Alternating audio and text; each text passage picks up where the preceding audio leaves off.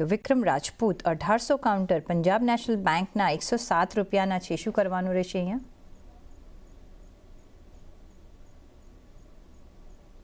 તો અગર એમનું લોંગ ટર્મનો વ્યૂ હોય તો મારા હિસાબથી આ 81ના સ્ટોપ લોસ એ ઊભા રહી શકે છે. અગર 81નો સ્ટોપ લોસ અગર એમનો નજરિયો 12 થી 18 મહિનાનો હોય તો ડેફિનેટલી હોલ્ડ કહી શકાય છે. અગર જો નિયર ટર્મમાં ટ્રેડિંગ માટે લીધું હોય તો અહીંયાથી જો અગર પુલબેક રેલી આવે અને સ્ટોક 99-100ની આજુબાજુ આવે તો નીકળી જવું જોઈએ.